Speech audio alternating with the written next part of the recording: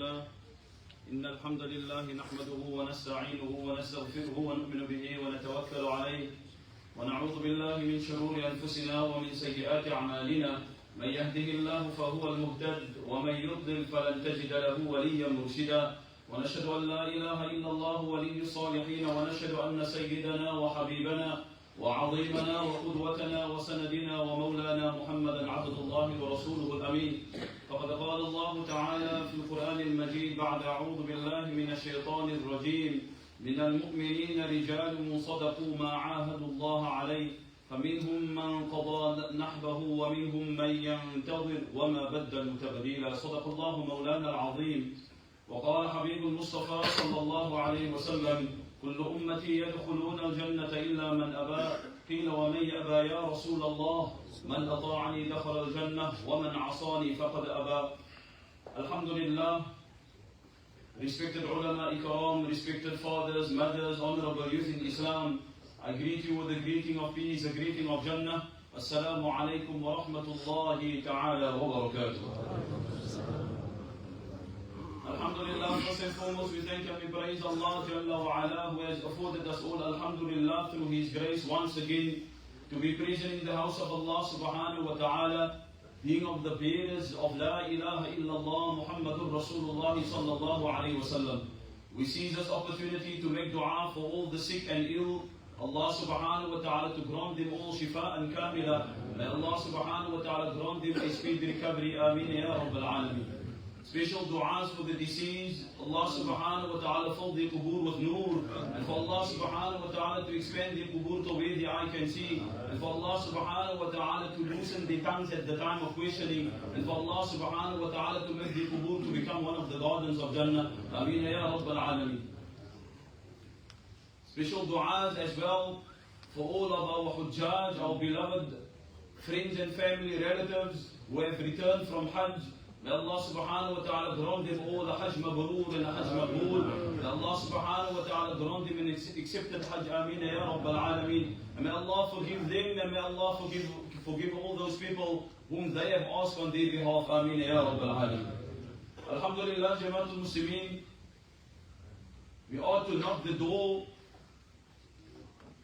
of a youngster back in the time of Rasulullah sallallahu alayhi wa sallam. And today, be it that, subhanallah, many of our schools is on holiday. Hence the reason to why we see alhamdulillah, and Baby's Masjid is always full of youth. And we make dua that Allah subhanahu wa ta'ala keep on keeping our masjid like this, insha'Allah ta'ala. May we continue with having youth in our masjid. And may it be that, insha'Allah ta'ala, the youth will take the lead forward, insha'Allah ta'ala. Ameen ya Rabbil Alameen. But we ought to knock the door of a youngster. And should I not give you a profile of him? A great mu'arrikh by the name of Al-Waqidi. He says, كان مصعب بن عمير في مكة شابا وجمالا وسبيبا. He was such a youngster that he grew up in wealth. He was extremely, very, very wealthy. In fact, his name is Mus'ab ibn Umayr al-Abdali. He reigns from a family, from a tribe, a very small tribe back in the time of the Quraysh, or in the time in the area of Mecca, whereby his tribe was extremely very small compared to the Hashimis and compared to the other tribes. But his tribe was known for being extremely very wealthy. Allah subhanahu wa ta'ala blessed him with wealth. It is stated that if this youngster's wealth was compared, then we couldn't have made a comparison between his wealth and another individual's wealth. It is stated that we had to compare his wealth with half of the people that stayed in Makkah. His wealth was equivalent to half of the Quraysh's wealth. So just to give you a bit of a background to who this youngster was, it is stated he grew up in wealth. To such an extent, his parents spoiled him rotten, as we would say. shaban jamalan. And not only that, he was an extremely very handsome young lad. A very, extremely very handsome and a beautiful youngster. Not only that, Jamaatul Muslimin, he was still so rotten that his mom, at a very young age, they didn't buy him clothing. No. He had his own personal tailors. He didn't wear anything but only silk. His shoes was tailor-made.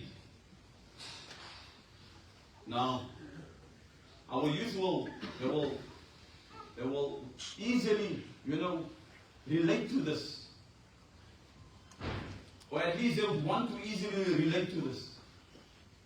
Because all of our youth, and not only the youth, but everyone desire to have money. Everyone desire to wear the best of clothing. Mus'ab ibn Umayr radiallahu anh, he wore the best of perfume. Itar. It is stated that his itar, his perfume was such that if Mus'ab walked down the one street or the one road, after he left, the day after that, people would come afterwards and say that Mus'ab was here. Such was his perfume. They say that people used to dilute his perfume, wanting to smell the same like Mus'ab. So now have this picture in our mind to who this youngster was. Spoiled on all fronts. Grew up in money. He knows nothing else. He don't know hardships. Everything is there for him. The practice was carried to him. Nay, all the youth in Makkah wanted to be like a Mus'ab. Allahu Akbar. Everyone wanted to be like Mus'ab ibn Umayr. Nay, the fathers kept their daughters wanting and having a desire that my daughter is going to get married to Mus'ab ibn Umayr. Such a youngster. Profound for his character as well. So often we find the moment Allah has blessed us with a bitchy mouth, then all of a sudden we become mal. The man loses his character. The man's character stinks. Foul tongue. Looks down upon other people. This was not the nature of Mus'ab ibn Umayr radiallahu anhu. He was such a youngster in spite of his wealth. He was kind. It comes in Tariq, in the history, that Mus'ab ibn Umayr, whilst being a mushrik, whilst being an idolater, growing up into the house of his mom, by the name of Khunnas bin Malik, it is stated that they had servants, but not once did Mus'ab ever rebuke them, speak down upon them. Not once did Mus'ab ever slap one of them, order them around like a boss would do to his workers. Never ever. This was the character of Mus'ab ibn Umayr radiallahu anhu. But now, as we all know, the moment you are famous, people want to be in your company. News is being carried over to you. You know of everything. Why? Everyone wants to be in your company. So all of a sudden, Mus'ab ibn Umayr, being this, lad of the time, the news came to him that there is this new thingy that is going around in Makkah, something called Islam. There is a person propagating, there is a person making da'wah to the oneness of Allah, and he wanted to know. As they would say in our youth, there's one thing that our youth, in fact all of us were born with. And you would find this within our youth more. What is that? Curiosity. The desire to know more. I want to find out. And Allah forbid, the very reason to why many of our youth fall into the traps of shaitan. Just because of that. Just because I also want to know. I also want to try. I wonder how it is. But for Mus'ab ibn Umayr, his curiosity was ila al-khayr without him knowing. It was towards all goodness. And he said, I wonder why is everyone, not everyone, but why is the people all flocking towards this particular venue? And it was the venue of the house of Arqam. It comes in the hadith, Darul Arqam. Let me plain it. Darul Arqam, the house of Arqam radiallahu anhu. At that time, Arqam radiallahu anhu was a youngster in his teens, 17, 18 years old. The first da'wah, the first teaching, the first ta'aleem of deen took place in the house of Arqam. The first teaching of Rasulullah to his Sahaba, converting or reverting the Sahaba from paganism to monotheism, happened in the house of Darul Arqam. Subhanallah. So Mus'ab is a youngster, he hears all this stuff, and as our youth would do, we hear that the thing is wrecking there, and then because of that, what I said, the curiosity inside, that innate nature inside of you, then all of a sudden you also have a desire just to see. You hear the talks, I just want to find out as well. So Mus'ab ibn Umayr, he said to himself, I would want to find out what it is all about, but Mus'ab was that type of youngster, he had the utmost of respect for his mom. Allahu Akbar. He had the utmost of respect for his mother. And he said to himself that I wouldn't want to go there upsetting my mom, so I won't tell her. Mus'ab ibn Umayr, it comes in the riwayat, he went to the house of Arqam in the depth of night. And he made sure that no one trailed him and followed him. Mus'ab ibn Umayr, he found himself in front of the door of Arqam. He knocked extremely very softly. Why? For no one else to hear.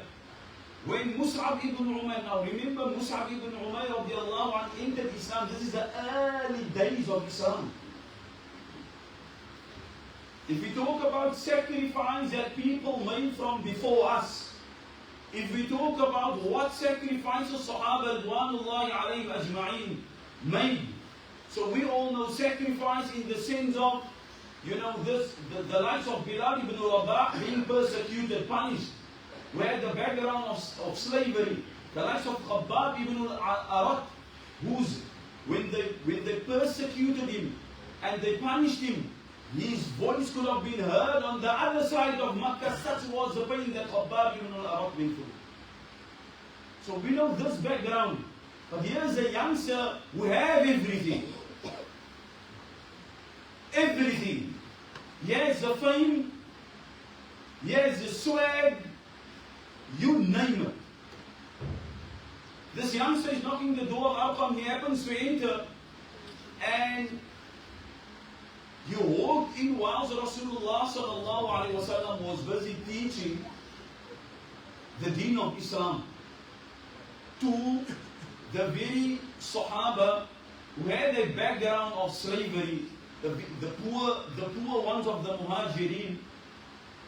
And all of a sudden, the Sahaba all looked around and looking at this youngster, well dressed, silky shirt, who has everything going for him, and everyone knew him. Because like I said, all the youngsters wanted to be like a Mus'ab ibn Umayr. Our youth, like we would want to be like these so-called fake pop artists. We walk like them, we dress like them, we even shave our hair like them. The barber told me, Maulana, I just did this cut for this youngster. He showed me a picture. I said to him, oh, mashallah. He said, no, Maulana, this is called the Foden cut. He says, yeah, Maulana, that is one of the players of Manchester City. I say, oh, Allah Akbar, perhaps if you give yourself a cut like that, your naam moet maar seker draai na Foden toe. So this is our youth. We want to be like them. We at times, being the bearers of Iman, want to be like the kuffar, thinking that perhaps if I have my hair done like them, I will get the same fame.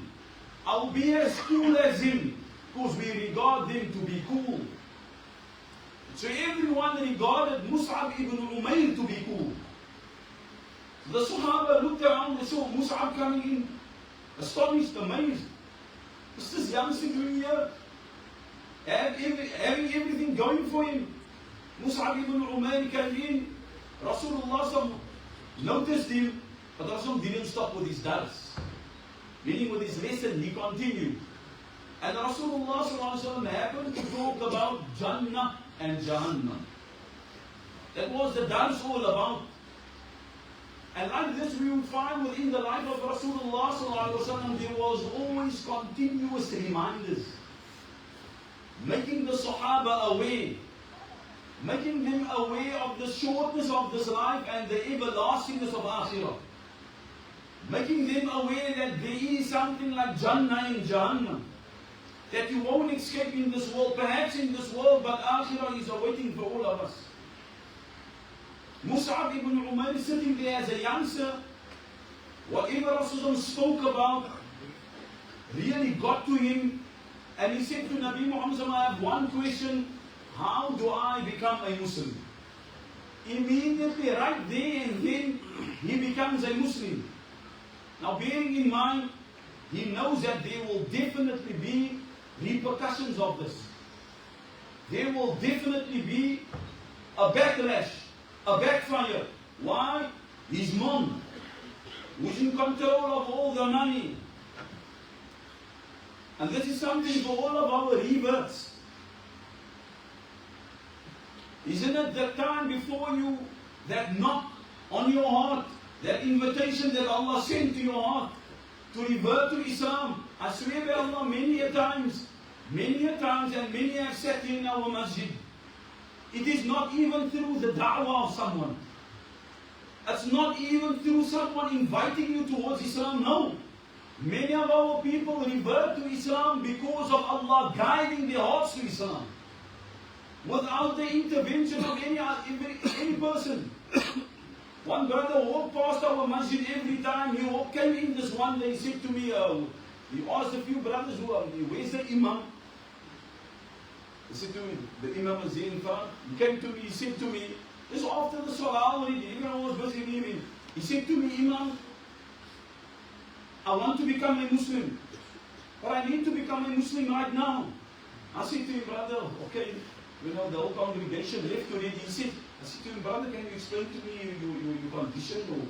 He says to me, Imam, every day I walk past your masjid, but every time when I walk past this mosque, something, my heart shakes. There's something happening inside of my heart, Imam. And I say to myself, today will be the last day that I walk past this mosque without being a Muslim. Allah guides. And Allah guides whom He wishes. And Allah grants hidayah for whom He desires. And He withholds guidance from whom He wishes. Mus'ab ibn Umayr is sitting there becoming a Muslim. Rasulullah says to him, Oh Mus'ab, one request for you. When you leave the house of Arqam, don't expose your Islam. Make kitman of your Islam. Meaning, don't tell everyone that you are a Muslim. He's a youngster, he's a lad. That they are going to persecute you, O Mus'ab.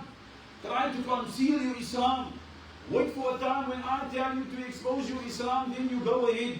Mus'ab, this was in his favor. After all, he didn't want to break the heart of his mom. After all, he didn't want to lose his mom. Mus'ab ibn Umayr kept it silent. He every time came back to Nabi Muhammad sallallahu alaihi wasallam. At that time, no salahs yet. Remember still the fame that this youngster had. Remember everything that this youngster had. He every time comes back to Nabi Muhammad sallallahu alaihi wasallam. That time, no salah was fard. Rasul used to perform only salatul layl.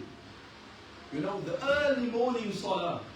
And Mus'ab ibn Umayr used to pray with Rasulullah sallallahu alayhi wa sallam. Mus'ab ibn Umayr, used to read Quran. Nabi Muhammad used to read Quran to him, teach him Quran, and he used to read to Rasulullah and memorize the Quran. This youngster doesn't stop there, Jamaatul Muslimin.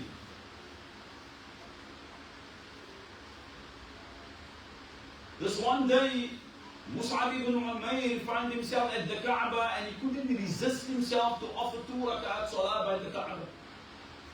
And a person by the name of Uthman ibn Talha, at that time was a mushrik, we say radiyallahu anhu, because he became a Muslim later at time. But at that time, Uthman ibn Talha, he watched Mus'ab ibn Umayr. What is this youngster doing? Oh, he's following the deen of Muhammad. Yes, sallallahu alayhi wa sallam. He gave up all the deen of his forefathers. I'm going to expose him today. Huh? لِكُلِّ نِعْمَةٍ مَحْسُودٍ. Nabi Muhammad said, for every favored person, there is an envious eye. For every favored person, there is an envious eye. Brothers, don't mock around. Don't joke around. I swear by Allah. Don't think you're above the clouds. Allah has shown us over and over. Nabi Muhammad says, so do all of your actions in the secret. Whatever you want to become, whatever you have, you don't have to expose it, you don't have to show the world, brother. So hoeveel oral op Facebook te sê vir die mense om te sien jy ry nou 'n gevaarlike borakie. And you're thinking of yourself to be that guy, while 1,000 other people are placing nafs and bala and hasad upon you. Oorlog ontstaan jy die kar op. Bering op my broer. Sy jouself die diens gehad die motor recht te maak. Inna lillahi, om die kar maar verkoop word.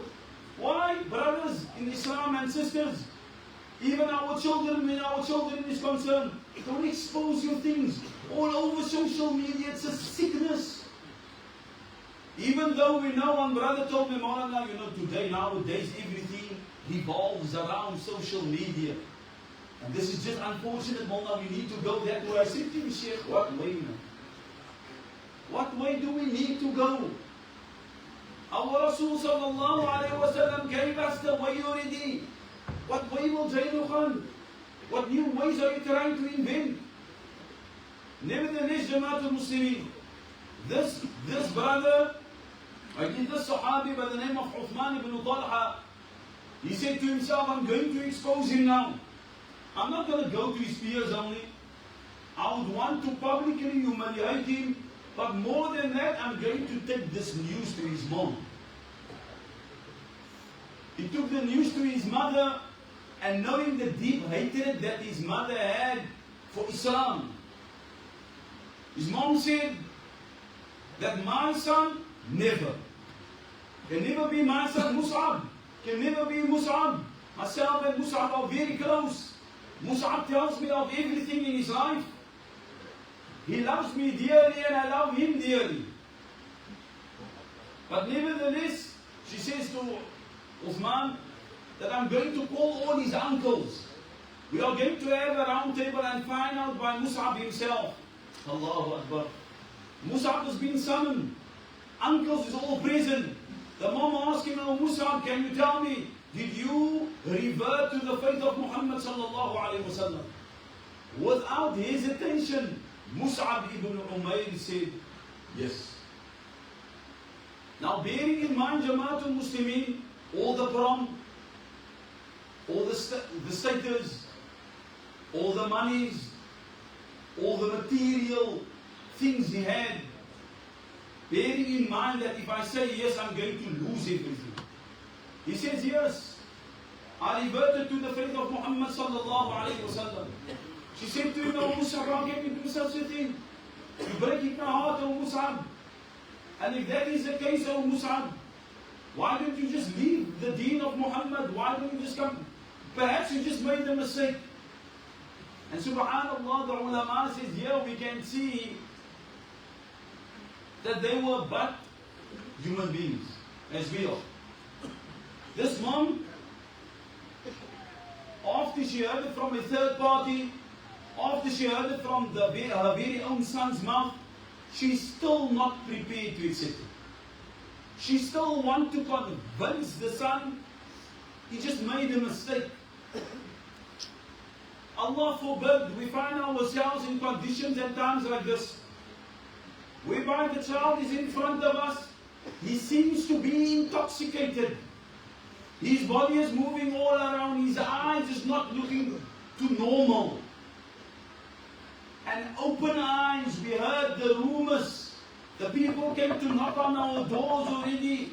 Until Lima, Buddha Ashis, ek sien vir Ibrahim onder, ek sien vir Sadiq, hy's daar in by verkeer, hy sien, wie my like jou guru, so vir jou uit nie jou like die sien. We don't want to see, eventually my son is brought in front of me, he don't look too okay, I can see he's intoxicated. But this is our parents at times, Allah protect us. Hence the reason to why we need to continuously make this dua. That Allahumma arina al-haqqa haqqa. Allah, let me see the truth as truth. Warzuqna najid. Allah, grant me, bless me, favor me to be of those people who follow the truth. Wa arina al-batila batila. Allah, falsehood, let me see falsehood.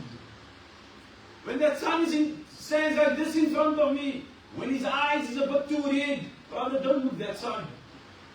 Mom, don't make excuses. The child of yours is intoxicated. This mom wanted to sugarcoat it. She told him, you know, Musa, maybe you just made a mistake. He said, Mom, I didn't make a mistake. Mom, I am a Muslim. And I'm not ready to give up my Islam for anything or anyone. She said to him, if that is the case, then I'm going to imprison you. In fact, in one of the riwayat it comes, she walked up to her son full of rage. She wanted to slap him, but she didn't have the heart to do this to her very beloved son. Why? Mus'ab, not once in his entire life, ever got a hiding from his parents. En as nog baie van ons kinders se koes.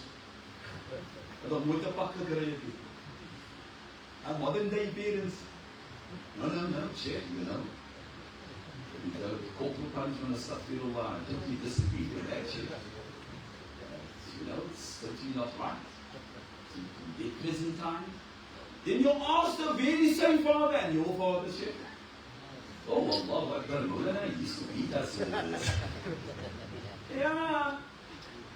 Used to beat you up. That's why this so lekker sein vandag. Yes. That's the reason to why, alhamdulillah, you're still walking the straight path. Miskien moet daar maar nie om Here geslat het met my bed en 10 aan jou kop. Dan sal dit nog straighter geloop het. And see today. See today, Jamaat al-Muslimin. Our youth don't know what it is to get the ID from their parents. They don't know. But see the vices that they are catching on. See where they are going, see what they are doing. Unthinkable stuff. I couldn't believe my eyes. This youngster told me, Mona, can you see that youngster there? Yes. Mona, what would you do if I tell you all of them are drugged? I said to him, impossible, man. He says, Mona, do you see that jive they have in their hands? I said to him, yeah, perhaps it's because it's decades of beautiful days. You know, they come out of the jive. He says to me, no, Mona, the jive is spiked. The Netflix terminologies. The jive is spiked, Maulana. I asked him, well, why do you say so? He says, no, Maulana, there's a lot of zans in there. And there's a distilleries as well, Maulana. So the moment you take one, say us, huh? Yes. So this is the stuff our youth are catching on. And right in front of us, the parents, when you think that they are but enjoying a beautiful drink, brother, without you knowing, your child is dragging right in front of you. Next level, next level. So how is it still possible for us being parents to still be on the Affelepos, Don't know what's happening. Oh, my children, alhamdulillah. But alhamdulillah. Breek say rahmah. Muru awladakum wa hum abna'u 7 sinin. Wadribuhum. Who's saying this? Rasulullah sallallahu alayhi wa sallam is saying this. Command your children with salah when they are at the age of 7. And there's many parents that would disagree with me. No, we teach them love. Love. Think that Rasulullah didn't know what love was? He said, وَضْرِبُوهُمْ وَهُمْ أَبْنَاءُ 10 سِنِينَ. Ask any alim or any scholar of deen, what's the meaning of daraba yadribu? Strike them when they reach the age of 10 and they don't want to make salah. Mus'ab ibn Umayr never got a hiding in his life. So obviously you would expect that a youngster that grew up in an environment like this, he's automatically spoiled and don't know the hard side of life. His mom said to him, "Oh Mus'ab, if that is the case, I'm going to imprison you. I'm not going to give you a beating, but I'm going to imprison you." She got a few guards. She took him to the dungeon, tied him up. She said to him, "Everyone is leaving of the Muslims. Amnesty and safety has been guaranteed to them that they are allowed to make hijrah from Makkah to Abyssinia." So the Muslims are all leaving, and Mus'ab ibn Umayr so dearly wanted to leave to Abyssinia. Why? Just to be a Muslim, a practical Muslim. To be able to read his Quran, to be able to make his salah, to be able to be in the company of Rasulullah sallallahu alayhi wa sallam. But he was prevented. Chained up in his own home. His mom refused that, the dishes that was given inside, the same dishes to be given to him. Minimal amount of water, minimal amount of food to be given to him. Ajib. But the Sahaba said, oftenly when we walk past the house of Mus'ab, we would hear him being chained up in spite of that, reciting the glorious Quran of Allah. Where's our youth? Where's our Huffaz? This man is chained up. This man is refused food. This man is refused from his freedom. But he is reciting here time to make time for his Quran. Our youth, we are all free. Majority of our youth, alhamdulillah, are studying the Quran of Allah. May Allah increase them. But how many of them have time for the Quran of Allah? How many of them, while studying the Quran of Allah, want to be like those who don't even have Iman? By the way, the very youngster that I spoke about, the Ika, is a Hafiz al-Quran.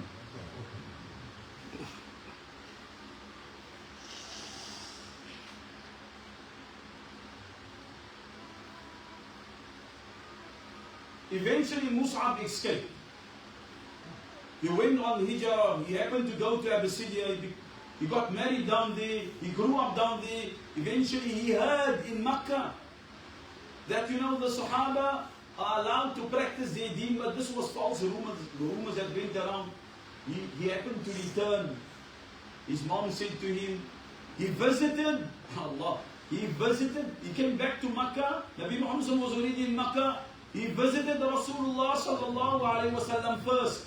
And after that, he went to the house of his mom. His mom said to him, obviously being happy to see her son again after a few years, she says to him, وَيْحَقْ يَا بُنَيَّ, destruction to you, O my beloved son.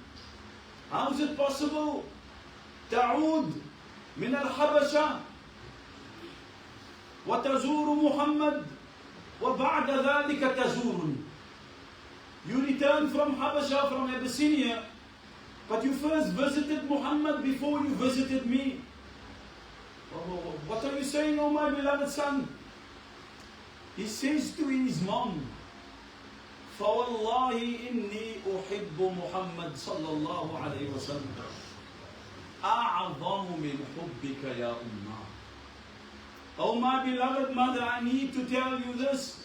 My Iman compelled me to tell you this, that I love Muhammad sallallahu alayhi wa sallam more than what I love you, Umayr. He says, let me explain. أنت يا أمة تخرجوني من رحم إلى الدنيا. He says to her, oh my mom, I need to tell you this, that you are the sabab, you are the cause, you are that being that got me from your womb and you showed me this world.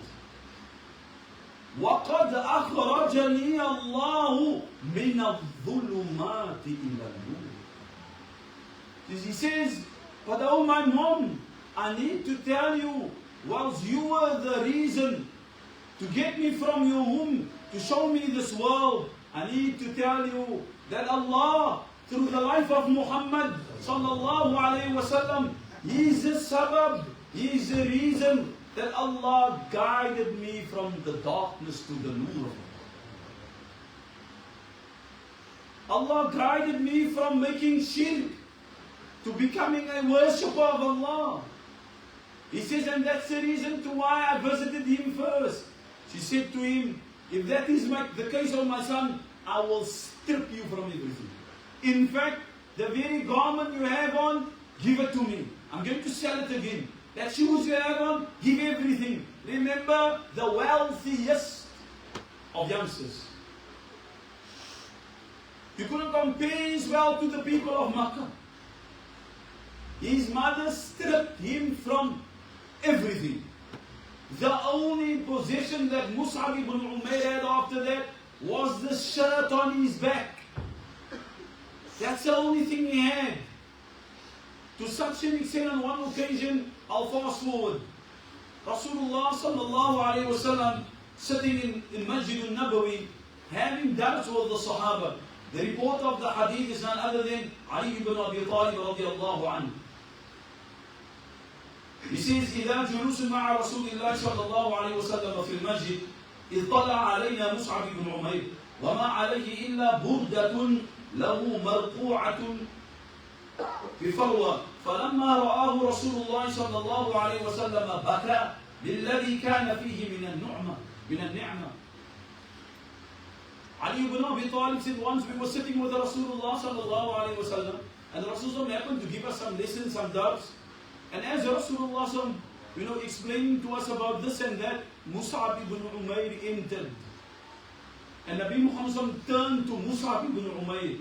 He looked at Mus'ab and he burst out crying. Rasulullah couldn't contain himself. He couldn't control his emotions. He burst out crying. Sahaba didn't understand. Nabi Muhammad looked at Mus'ab. The condition of Mus'ab, he had a shirt on with more than 10 patches. His pants was that of an old pants already. He looked like the poor Muhajirin, the Ahl Sufa. His condition was even worse than him. Nabi Muhammad couldn't control himself to think what this youngster gave up for the deen of Allah. What this youngster was prepared to sacrifice. It was between his dunya and Allah. Are you ready? You have your dunya back because his mom told him, you forsake Islam and guess what? I will give you even more than what you had. You will wear the same perfume, you will have the same status again. And he said, Mom, if that is the case, Lakum deenukum waliya deen. For you is your deen and for me is my deen. I'm happy to go with nothing.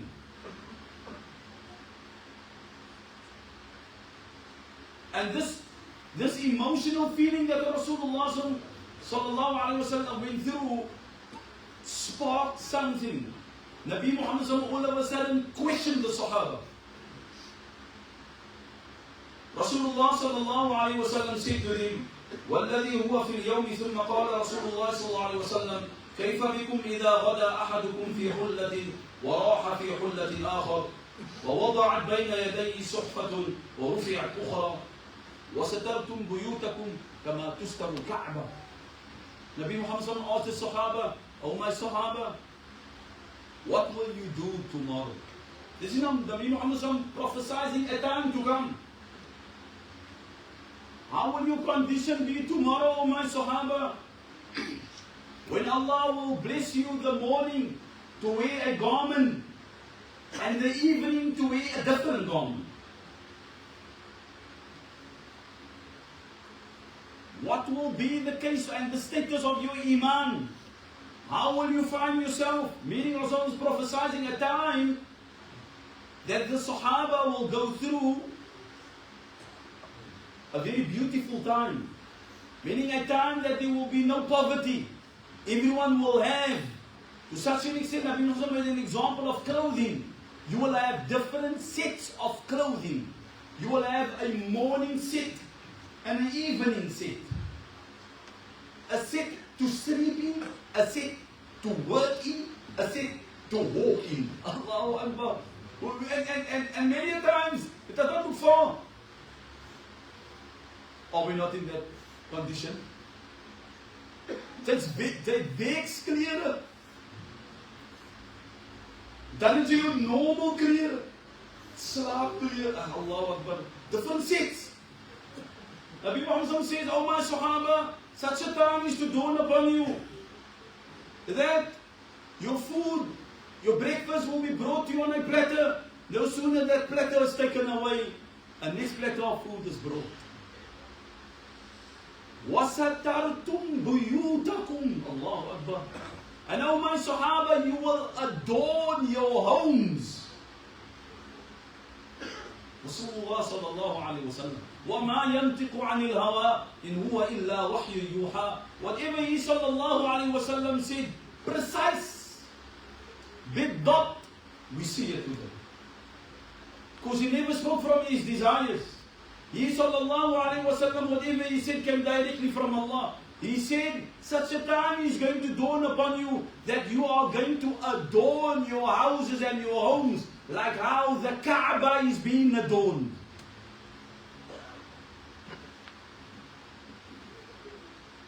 Aluminium.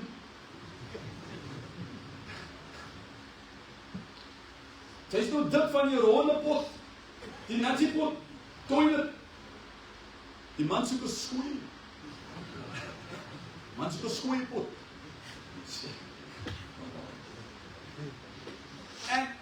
And you can say, Jamaatul Muslimin, to what extent we go to beautify our homes. And perhaps nothing wrong.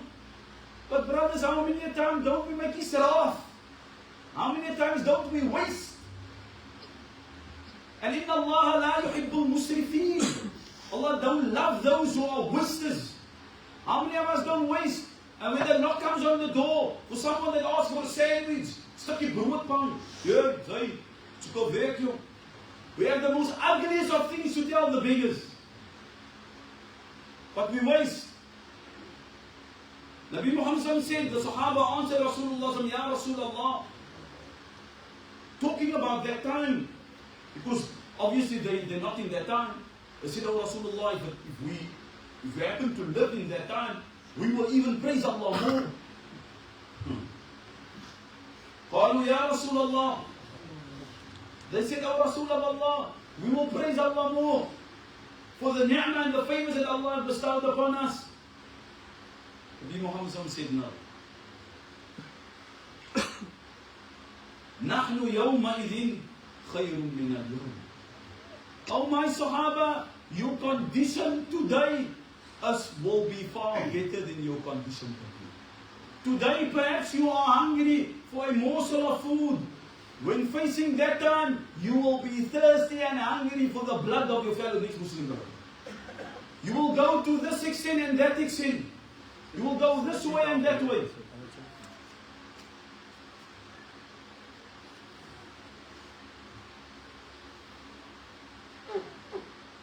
Jamaatul Muslimin, this is an urgent announcement for Jalaluddin Gallo. So notice this written that it's urgent. You can just go to the outside, inshallah ta'ala. Shukran jazakumullah. Jalaluddin Gallo, inshallah. Nevertheless, Jamaatul Muslimin, this was the status of Mus'ab ibn Umayr. And subhanallah, one cannot end time as on our side. Remember, we end with the Rasulullah bursting out in tears because of the current condition, because of what Mus'ab ibn Umayr gave up. And see his condition today. See what is he going through today. And he did all of that out of love for Allah and Allah's Rasul. Wait for the period of Mus'ab's demise. Wait for the period for Mus'ab to close his eyes.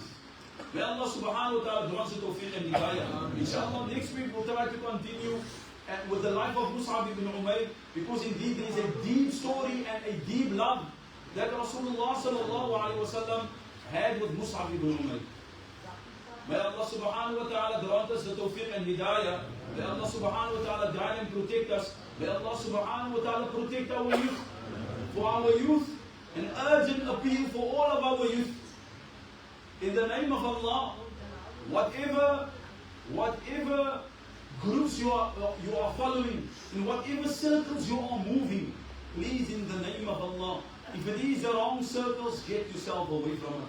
If it is that they are introducing haram things, if it is that they are introducing you to smoking, to this, to that, please, in the name of Allah, refrain from it. If they call you names like you are a nerd, brothers, we are in Jumu'ah min Fadlik, Mr. Yusuf. We are in Jumu'ah min Fadlik. Very important for our youth, if you are moving in the wrong circles, get yourself from it. Parents, catch a wake up. In the name of Allah, catch a wake up. You need to know where your sons are standing. You need to know with who your daughters is moving. Don't trust. If Rasulullah said, Alhamul Maut, if Rasulullah could say that your brother-in-law is like Maut himself,